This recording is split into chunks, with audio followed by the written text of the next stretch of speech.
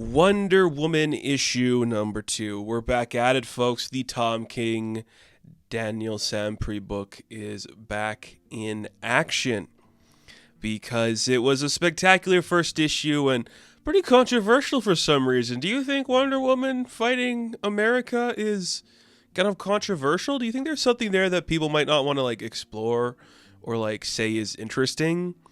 You know, that might imply to talk about America a little bit. America's the best place in the world, isn't it? You know?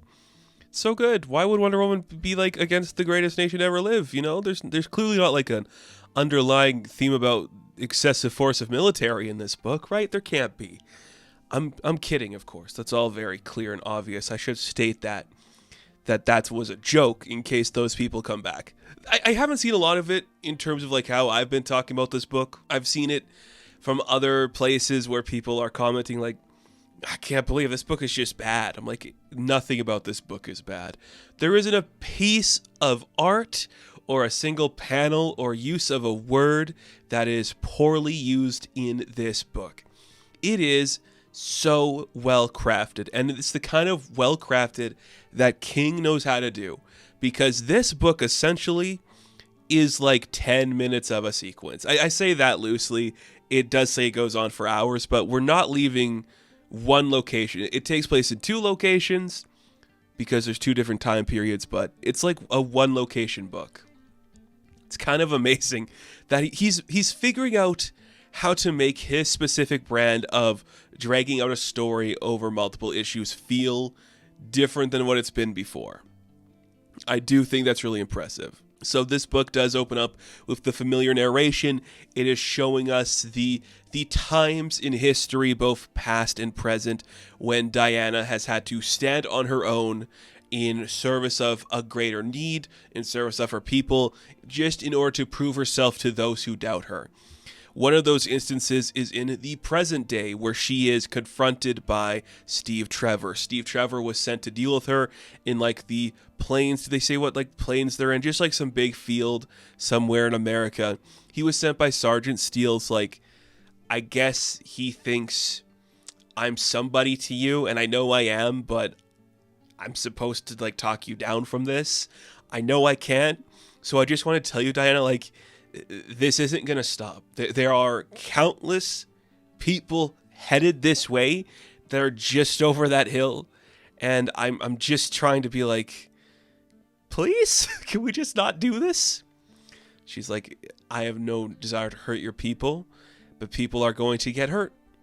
That's what's about to happen. If they come for me, something is going to happen. He says, please. She says, no, thank you. We thematically tie that in with another time Diana had to stand on her own and say no thank you, which is when she was a younger woman. It doesn't specifically say her age, but she is still kind of on the side of an adolescent, and she's fighting in one of the pits of Themyscira somewhere against a masked soldier, and the masked soldier is, look, I'm here to help you and train you, but you are still a child, and you are fighting me because you want to prove yourself. That's not how you are going to win. So this is going to go down a certain way. We can end it now here if you just let me have your name. If I can take your name, then it's all over. And quietly, Diana's no, thank you. So then we intercut between these 2 sequences. It's showing Diana standing against the authority of the place she is sworn to protect, Themyscira and America. It's Steve and this unknown Amazon kind of screaming at her in different ways this is going to get bad for you. This is not going to go the way you want. Please don't do this. Different aspects of that. She's you don't get to tell me who I am or claim what my name means. So, both instances, Steve and the Amazon walk away all right, what's about to happen is about to happen. Wonder Woman's about to fight a soldier of Themyscira, and she's about to fight the U.S. Army. Cut to Steve Trevor talking with Sergeant Steele, and he's how's your girl? Steve is so well written in this book.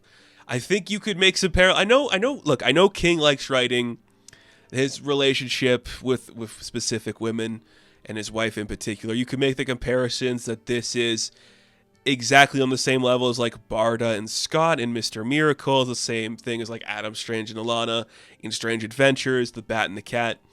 Steve being supportive of his girl, quote unquote, it's the same as all those. It balances it out really well because you have Sergeant Steele just calling Steve pussy whip, just like, you're such an idiot. Like, she's got you like wrapped around her finger. You're like a soldier of the United States. She's just some broad, dude. What is wrong with you? All right. You're a useless piece of shit there, Steve. I guess we're going to go fight this woman. And we're going to kick her ass because she's just one woman and we're the United States. And I really dig the narration for this book. It plays with all aspects of the Wonder Woman history. But it's just like, she has done this before. And she is fueled by the pain of having to do this fight. And it's such an interesting thing to see. Just cutting between her fighting like these missiles and these tanks coming at her with just a singular soldier of Themyscira's army. And I love the contrast that is just the same fight to her is fighting one Amazon as it is to find the whole U.S. Army. That is such a cool thing. Like, that is so smart and such a fun use of the Amazonians and who Wonder Woman is. Like, it's so unique. I really dig that. And the narration is like, she was, sculpted by clay and forged in steel. Or, maybe it was like a god and like a secret, and most secrets are born out of lies or a hint of truth, and just kind of playing with the theme that everything about Wonder Woman is true and none of it is true at the same time. It's very compelling and very cool. So we get a little bit of just a huge fight going on in two timelines. Diana is holding her own against this soldier, and it comes to the present day. You see Steve's like, it's not looking too good for your guys, and he's like, our guys? It's our guys there. Sergeant Steele's like, this is part of you too, soldier. You're part of this. It's awesome. And she just starts whipping tanks around and knocking them down. And it's not even like she's getting tired by any of it. She's using her tiara to slice like the gun off of a tank. It's really cool. And it's just cutting between everything with her in the fight with the Amazon from the past. It looks spectacular. It is such an interesting thing.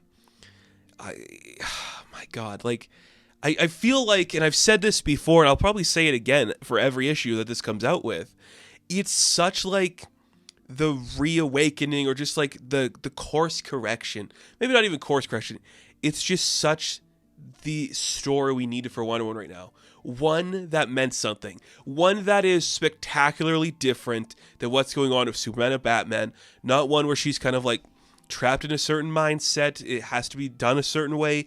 It's just somebody has a huge idea for this character to have her go against the symbol she is supposed to be. That is something you normally see in Captain America books, and you could argue that Wonder Woman does represent the same thing as Captain America in her universe, so that's kind of a cool thing to ask. Once again, the Amazonian asks for, like, Diana, just give me your name. She's like, no, I'm not going to. Well, fine. Okay. I asked, you answered. Don't be sorry when this happens. And Diana gets stabbed in the past, showing that as long as the battle continues, she's still going to be tired. And in the present day, she is still getting as tired as she used to be. The Amazonian soldier is once again like, give me your name. I'm asking for your name. And Diana's like, my name is irrelevant. All you need to know is that I now have 2 swords and you don't have any. So you cut between Diana pulling a sword from her chest, attacking this Amazonian, with her destroying more of the tanks and soldiers that have been sent to her by Sergeant Steele. And it's incredible. And the narration we know is from like the King of America, which is just like one of the like an American god kind of thing, like the complex of like a monarchy of America that is just like the embodiment of what that represents. And the narration from them is like, we've always been watching her because something about her is scary to know. And she is stronger than the might of America. Who would have thought that? We're America. And this woman who stands for peace and honor is better than us? It is so cool to see. Like, come on. I know Tom King has his things to say about the military. And while the first issue did certain things, I was kind of like, okay, yeah, I know where you're going with this, Tom. You've completely won me over in the second book. Like, this is so perfectly executed. And it looks like, because Steve's looking through the binoculars, well, she won. She won. Everyone's retreating. All lines are over. She wins. He's like happy. That's who she is. She did it. and you just see that Sergeant Steele's freaking out like, oh shit, we didn't do it. And that's when in the past you see Diana's like got the Amazonian like pinned up with like the swords kind of around her neck, like, now why don't you give me your name? And that's when we reveal the name to be Amalai. Amalai being the woman who kind of started this whole incident in the first issue, a shared history with Diana. That is very good writing, Tom. I know you could do it. So freaking cool. Like, it is so cool. We also get like the prologue to the Amazon attack event or storyline. It's just, what are the other Amazons doing? Because they can't hold their own and that kind of stuff. We watch as another Amazon is witnessing the events in Canada, and she looks like something is manipulating like through her eyes, and she like blows up a gas station. That is when we cut to Akahim, which is the city of the Escacida, and we see that Anahi is like one of the seers for like that tribe of Amazon. She's like, I see the end. I see something dangerous happening. Yara comes in. It's like, what's going on? I feel like something bad is about to happen. Like, I know Wonder Woman's investigating this. It was like, what is it? She's like, Anahi's, no, there is something dangerous coming for us. There's an evil that is controlling us and manipulating these events, and all the Amazons are going to die. And we see like their eyes are like crying like this weird, disgusting red thing. Like there's something in the air controlling all the Amazons, and they're killing each other and killing the world. And there's an evil threat manipulating them. And that's when the book kind of ends with Anahi just passing out. Like, did she die? What's going to happen to the Amazons? Read Amazon's Attack. Maybe I'll review it. I'm not sure yet. I'll see what happens. But I'm in. This book sold me on everything. Just a story. It is just Wonder Woman on two battlegrounds, standing for what is right, for what her name represents to her and the world, against those who wish to take it from her. Like, that is really good writing. That is really good. That's really solid, and I'm very impressed with it. It's very strong. I can't argue with the results. They're really good. Oh, you can still do it, man. I really hope if we get to like issue 20 with you doing this book, Tom, I hope it holds up. Wonder Woman issue number 2, I am going to give a 9 out of 10. Now, thank you all for watching this review. Be sure to like and subscribe to the channel. As always, you can check me out on Instagram, TikTok, and Twitter. And as always, I will catch you in the next one. Have fun. Stay safe. Good luck.